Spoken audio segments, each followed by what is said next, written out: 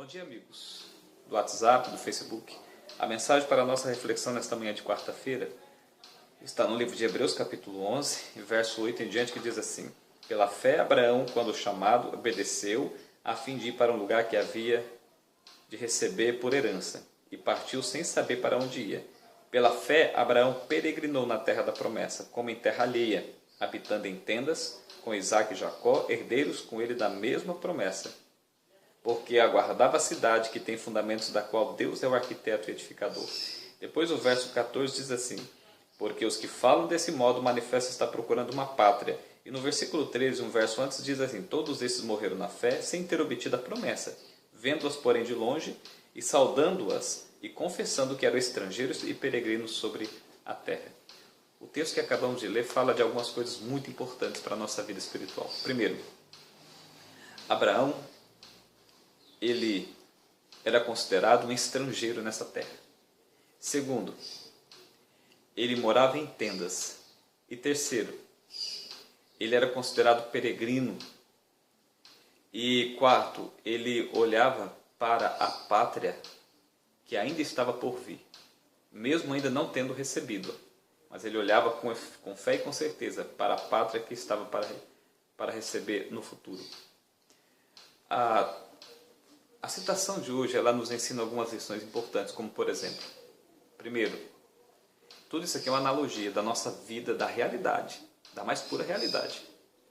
Abraão, ele era peregrino e era estrangeiro. Assim como nós hoje, não se esqueça, somos peregrinos e estrangeiros nessa terra. Essa terra no contexto em que ela está, no contexto de pecado, essa terra não é, meu querido, a nossa terra. Não é a nossa cidade. Essa terra não é a nossa pátria. Não se esqueça disso nunca. Você aqui é um peregrino. Você aqui e eu somos estrangeiros.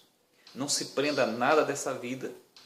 Não coloque o seu coração em nada dessa terra, porque aqui nós somos peregrinos, somos passageiros. Quando Paulo faz questão de fazer menção de que ele morava em tendas, é justamente para indicar isso. Quando você arma uma tenda em algum local, você arma essa tenda porque você vai ali dormir, residir temporariamente. Você não arma uma tenda, uma barraca, por exemplo, num retiro, num acampamento, em qualquer lugar desse mundo, você não arma uma barraca para morar ali para sempre, o resto da vida. Não.